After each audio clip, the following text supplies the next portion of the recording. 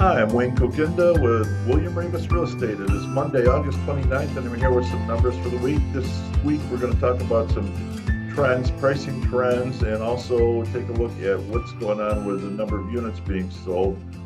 That's come up for conversation recently. We're going to start here in Yorktown.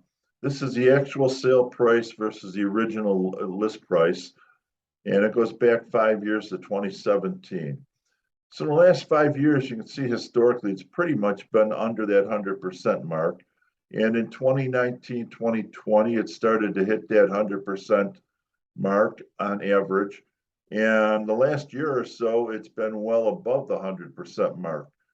So it's been very strong sales price in Yorktown. Town of Cortlandt, a very similar story in 2020 during the pandemic. We started hitting 100% or higher of list price for sales, and it grew higher than that, came back down around the 100% again, and recently it's been above that 100%.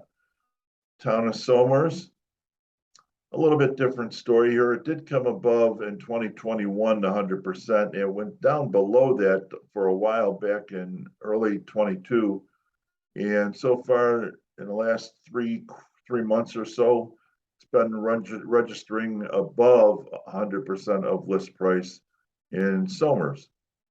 Let's take a look at actual sales, average sales price in these towns. You can see historically the trend line just goes up and up and up. Town of Yorktown right now, averaging maybe around 625,000. Town of Cortlandt, similar story. It's been all around that $500,000 mark. And now, since the pandemic, it's kind of had a pretty good growth where it's continuing upward above the 600,000 mark. Again, probably around 6.25 right now. Town of Somers, very similar story. Again, it hovered around 600,000, spiked a little bit during 2019 and came back down. But now for the last year and a half, it's been hovering in the high sevens and above 8. So sales prices are way up. Very, very strong sales market here. And last of all, let's take a look at the inventory, or number of sales, I should say. You can see there's some trends here. During the summer months, they tend to peak. And that's been historically true. And every year we go back and look at it, it's a very similar story. So every summer they do peak. You can see this summer the growth is not as high. Again, that's been an inventory issue. We've talked about supply and demand a lot, where inventory is only hovering about 3 months supply right now.